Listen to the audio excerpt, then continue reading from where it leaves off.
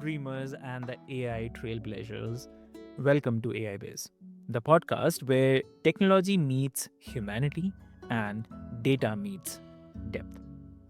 I'm your host Avik, and today we are talking about a skill that algorithms cannot replicate, at least not yet, which is emotional intelligence. Yeah. So, in an age where AI or artificial intelligence is writing our emails, predicting our behavior, and also maybe even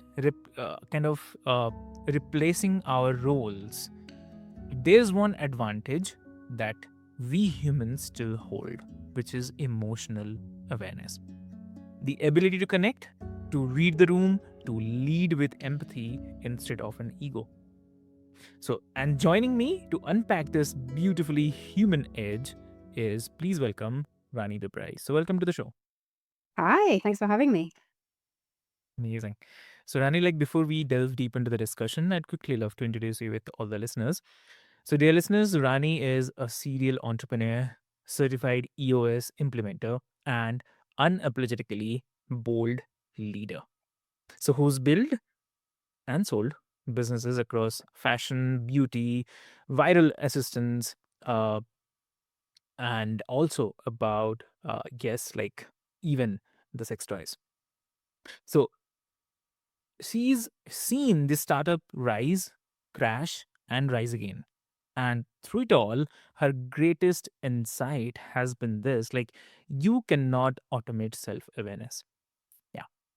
So she is known for her ability to translate silence, to sense what's unspoken in the boardroom, and also turn that tension into the transformation. And today she is here bringing that intuition to the AI era where emotional intelligence might just be the kind of most valuable code that we can write. So, why to wait? Let's get started. Welcome to the show again. Thank you. I love what you just said. The most valuable code. I'm going to steal that. The most valuable code we can write. That's amazing. That's exactly what it is. Exactly. Great. So, I mean, the human edge in an kind of automated world. So, you have built and scaled companies through the different technological waves. And in this new AI driven era, what do you think? I mean, what role does emotional intelligence play in kind of keeping the leaders and the teams grounded?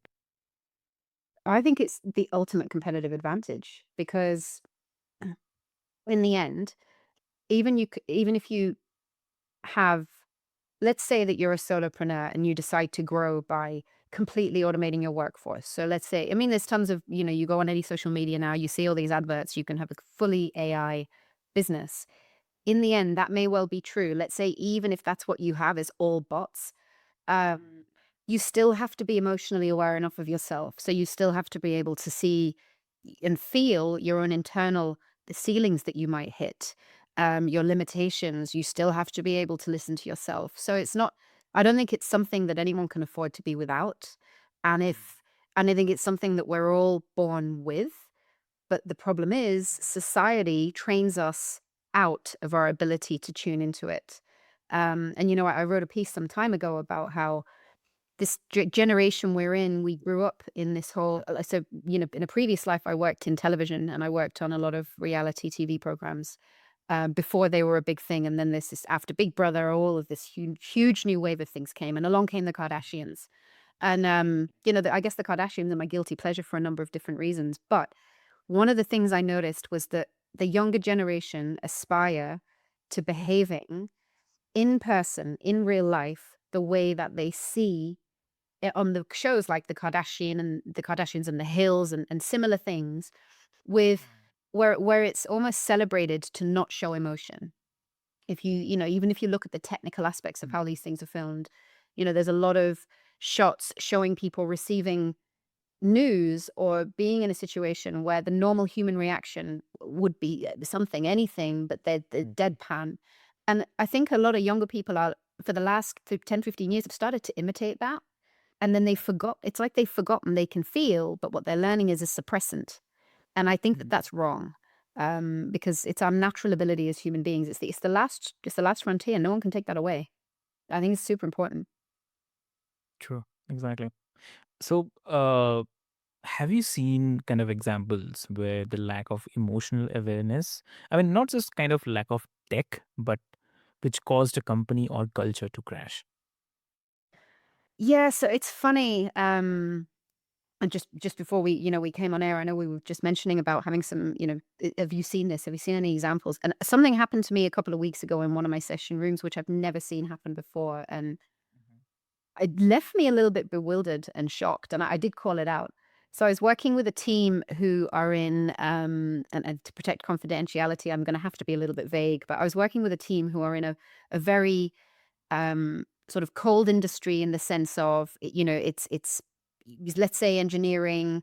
It's very very tech heavy. It's very black and white. It's very binary. It's quite scientific.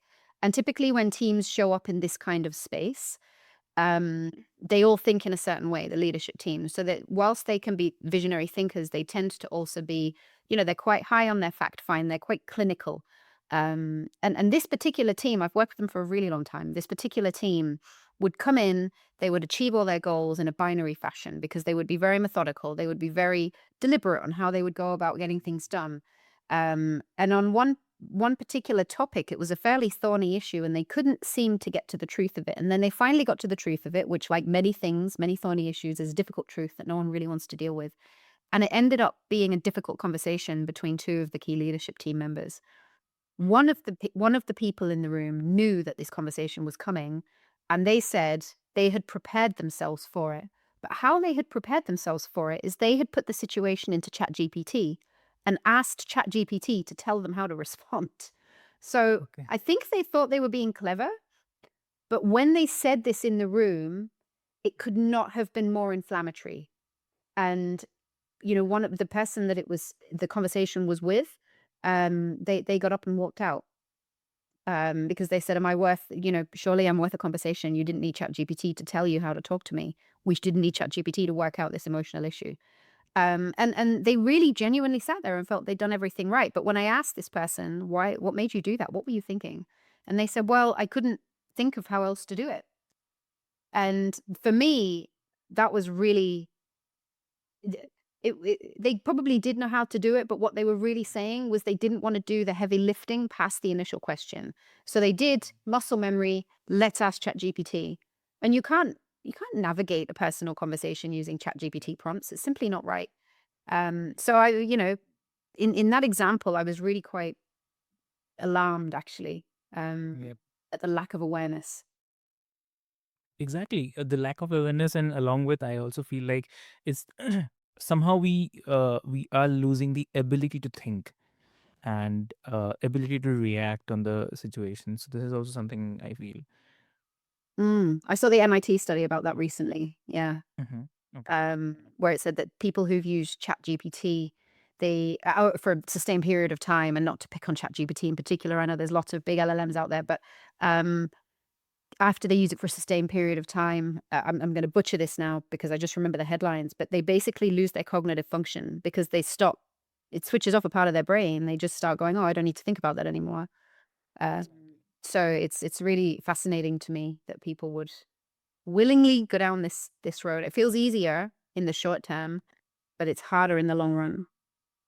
Exactly. 100% true. Yep. I mean, it's really fascinating that, I mean, so even in a world that is obsessed with the kind of IQ, it's EQ that Okay. keeps the engine from overheating. And it's definitely like the emotional calibration, which is the new business optimization, I'd say. Yep. And so you are famous for reading the silence, but as more meetings move online and kind of like we are also doing this online thing, right? But the body language disappears. So how can the leaders, what do you think? I mean, how can the leaders still sense that what's unsaid Mhm. through a kind of screen? So it's interesting that you say the body language disappears. Mhm.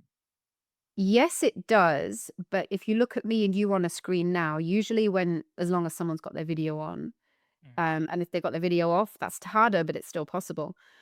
Um, you can still see, from your chest upwards. And there's tiny little things that give people away, lots of little tells. I mean, similar, just a small thing. When someone touches any part of their face, the higher they are their head, the higher they are, the higher where they touch, the more stress they're experiencing when they're trying to answer that question. Generally, I mean, sometimes there's anomalies, sometimes there's, but I find that when I see someone, especially if they touch their eye, if I ask somebody something and they're starting to do this, there's something going on. Also in the shoulders, your shoulders give you away. So if you said to me, "How was your weekend?" and I said, "It's fine," there's something I'm not telling. It wasn't fine. There's something I'm holding back. So I think that you have to become an expert in understanding people's emotions through faces, but it's actually not that hard. And part of it is you have to be willing to pay attention. You have to be willing to be open to it. And let's say someone's got their video off, and let's say it's a Yeah. phone call. Sometimes the way to translate the silence is actually just to let it happen. Because generally, people are uncomfortable with silence. And when you ask a question and the other person answers, sometimes it's helpful just to ask something simple like, okay, what else? Is there anything else? And then wait. Because we can be quite, myself included, I do this a lot when I'm not kind of checking myself. Sometimes I forget myself, but we can be quite prescriptive by making a statement, which is based on an assumption we have about what the other person is thinking or feeling or saying, or worse, what it is we want them to be thinking or feeling. And when you do that, when you make a statement, you shut down a conversation. So in an era where many conversations are just audio or video, that I think there's ways of being able to dig into that, and also having some handy phrases up your sleeve, making sure that you keep just technical skills like keeping your question to statement ratio 80-20. So 80% questions, 20% statements. If it's in the inverse, sometimes you can shut things down. Now, if you're really clever about it, you can actually use statements to open things up, but I wouldn't recommend that if you think that you're low on EQ. Just ask questions because people will talk. And you're a podcaster, you know that. But yeah, I think that there's a few things that are easily accessible, and that people can learnable skills. Exactly. Exactly. So this also making me remember one of the episode that I recorded yesterday. So yesterday's episode was bit of where we are discussing about the curiosity, and so where but I started with something like uh, about the guest who was sharing about his journey, and then somehow we came into the situation where we are talking about the curiosity, and he was very much into like he was also kind of doing the research about this, like why we became curious, why we do not get curious, and when we do curious. So all about this. So when we're discussing, it's kind of rather than kind of asking the questions, it was like what I think, what he think, what other people think, if this is the situation. So it was more like kind of conversational, and it actually so you actually reminded me the situation where you mentioned about like when we are in the digital spaces and how we are reacting when we are stopping, when there is a question, how we react. So this is something, yes, that is, I believe, will gonna resonate with a lot of listeners. So this is true. Yeah. And just a thing about curiosity. When you say the word curiosity, a lot of people immediately think of the word why. Why would this happen? Why would you think that way? The problem is with the word why is that it triggers a very, deep rooted, it's like in a little amygdala hack. It triggers fear. Even even something basic such as, Mm. you and I are on video now, I can see you're wearing a red jacket. If I say to you, what made you choose that red jacket today? And you will tell me all your reasons. But if I say, hey, why did you choose that red jacket? Even instantly, you can feel a mini defense, even though it's an innocent thing. Defensively, it Yeah. triggers that. So, yeah, if you are going to be curious, I think it's really important to start curiosity with genuinely empathetically curious words. How? Tell me how you arrived at that decision. Help me understand how you're thinking. Um, what made you choose that? What, where did you learn that reaction? Even in a very, a tense situation, where did you learn that is it's a really powerful unlocker because we are all driven by very primal urges and primal ways that we lessons we learned in our early lives, and a lot of it's muscle memory, a lot of it's just pattern and Mm. habits, and we're not even aware of it. It's our subconscious. Yeah. So asking curious, empathy-led questions is, I think, hugely powerful, but staying away from the word why. Yeah, exactly. Exactly. Yep. Definitely we can do another episode on that for sure. Yeah. It's really interesting. It's funny because I don't know if you have children, but I've got 2 kids, and when I realized this, it was a good few years ago, I really figured this out, and I sort of did some experiments. Um, why did you eat all the sweets is different than what happened to all the sweets, or what did you think was important about eating the sweets, or and then actually it helps the person answer, I didn't eat, they tell the truth. They're more truthful. I didn't eat all the sweets. I wanted to make sure I had some for my friends and I gave them away. And I was worried I'd be in trouble. But if I said, why did you eat all the sweets? They're going to lie. You're training someone to lie to you.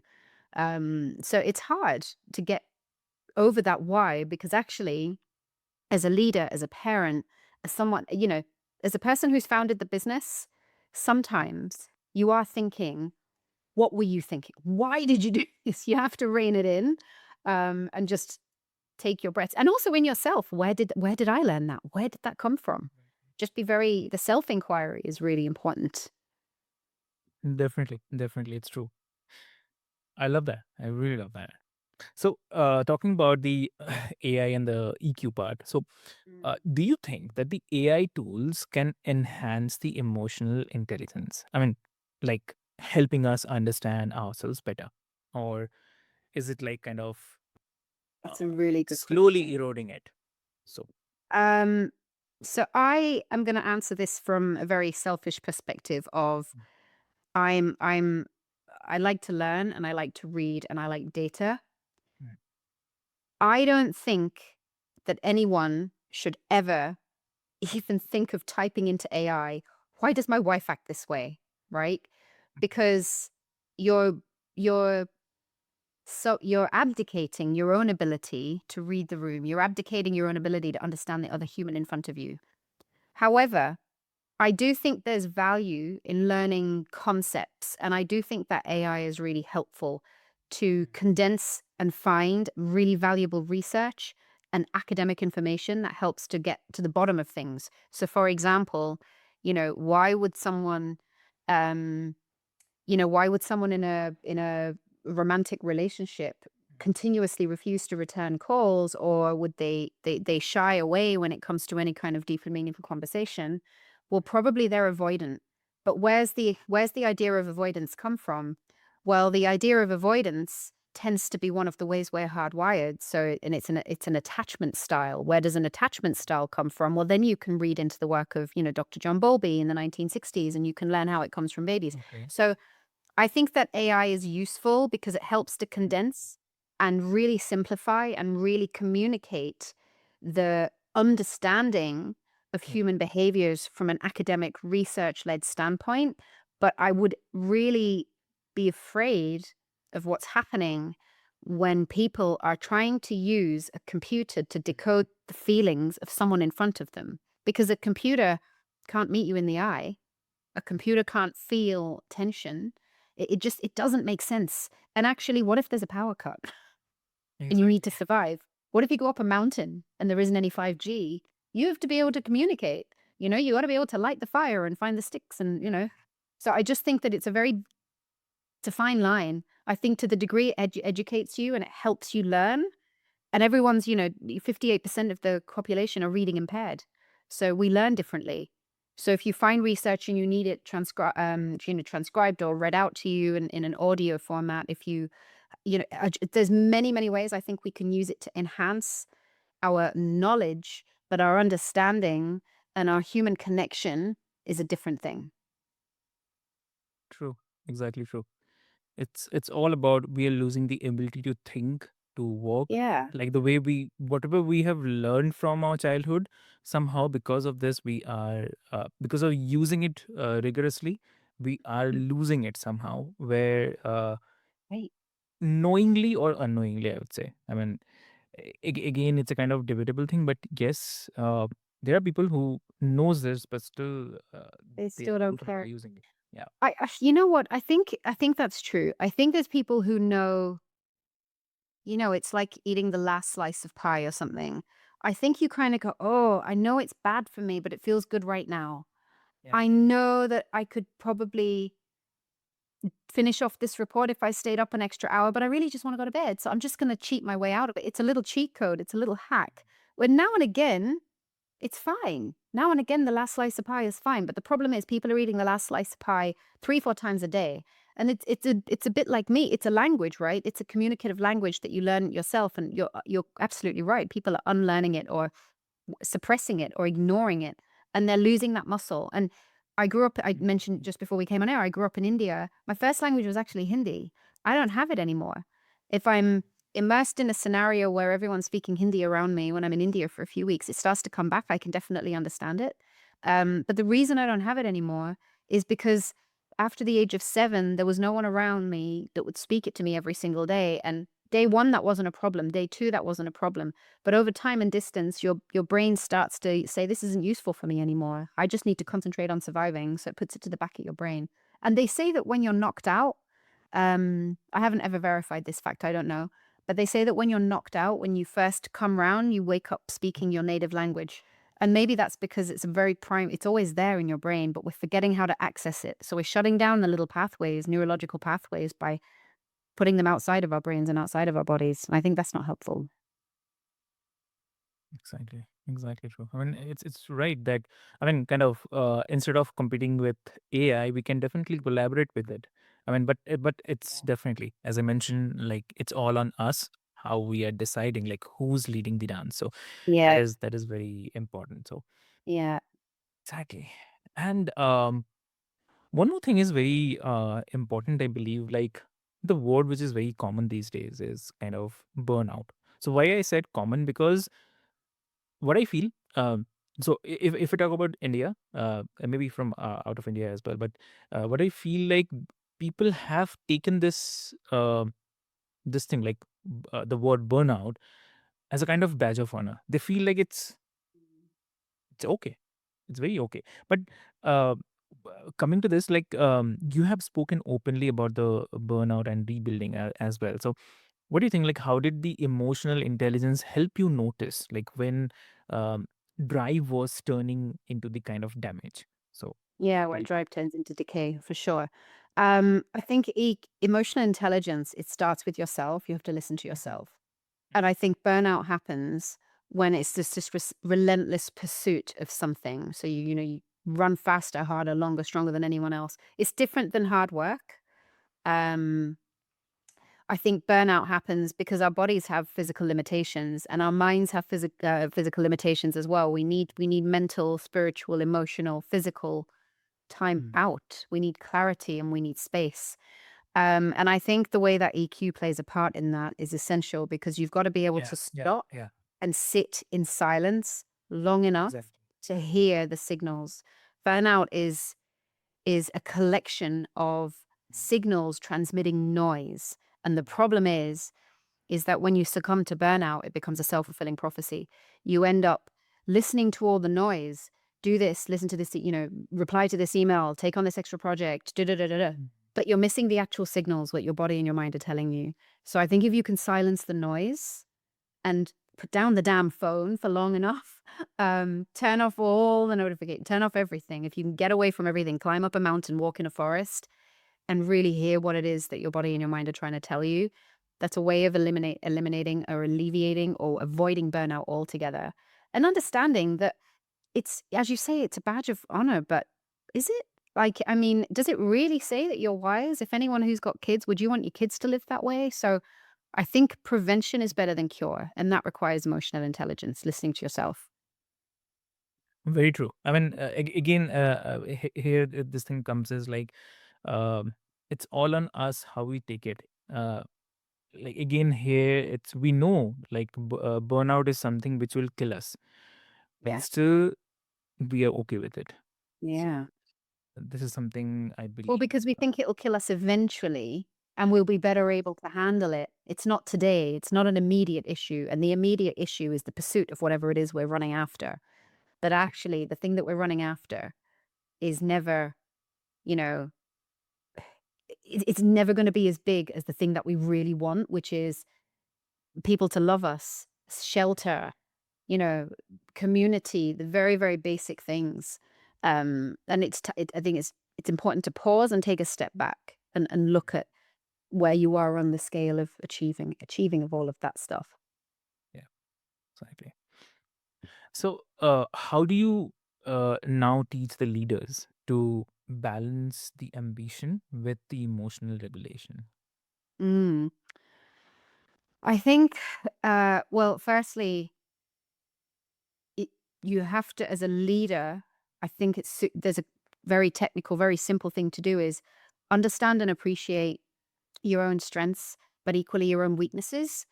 Where your weaknesses live, your weaknesses are someone else's strengths. So what that find that someone to take your weaknesses off your plate and just stay in your lane, concentrate on your stuff and just be very diligent about that. That's what I would say is probably skill number one, because when you do that, you create that space. The second thing is that when you do find a way of getting your weaknesses dealt with and just concentrating on your strengths, don't fill that space with something else. Let there be white space. Let there be some clarity, some time, some ability to listen. Outside of your skin, just make sure that you take, literally, physically, emotionally, mentally take that space. It's so important. Um, and then the other thing is that if you're a leader, it implies you are leading a team, right, of other human beings. And it's important to keep channels of communication open. I think it's important to be honest. I think it's essential to be not afraid to be vulnerable, because people on your team will not do what you say, they'll do what you do. So if you're telling them, don't work crazy hours, don't work crazy hours, and you're the one working crazy hours, you're going to make them feel like they have to. So more is caught than is taught, and things that there's a saying, a fish rots from the head down. It's true. So when you have a bad culture at the bottom, it started with a bad culture at the top. If you've got a great culture at the bottom, it's authentically started at the top.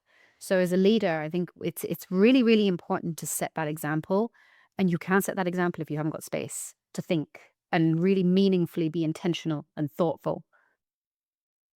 That's gold. That's really gold because we often talk about the top down approach, right? So if the approach is good at the root level, definitely it'll. Mhm. Uh, I mean, the branches will definitely be the greater ones. Absolutely. Yeah, yeah. Yeah, exactly. So, It's also easy to yeah. identify where the problems emerge then, you know? You can really, really follow it. It's classic issue solving. Just follow the find the root cause and you solve a bunch of other stuff. Mhm. True. Okay. Amazing. So, if you could teach one EQ upgrade, okay, so to kind of all the AI driven leaders who are listening right now, uh, what that would be? Hmm. I would say to ask themselves, what is the real question I'm asking myself? What is the real thing? And often that leads to an answer. Mhm. And I would follow up that question with what is the thing that I'm afraid of saying? And that's on a macro level, that's on a micro level. I think it's asking, look inwards and ask yourself. Just get really, really clear, because you can't possibly read other people if you can't read yourself. And if you think you can, you're a fool. Like, you have to be very self aware. Yeah. And a lot of the thing is, leadership is interesting. Entrepreneurship is interesting because anyone who's a successful entrepreneur, once they get past a certain level, Yeah. they have had to face themselves and face themselves coming back. They've had to learn, they've had to grow, because if you're not growing, you're dying, and entrepreneurship requires continuous growth. So it's a really humbling life journey to choose. It's a very unusual way to choose to live.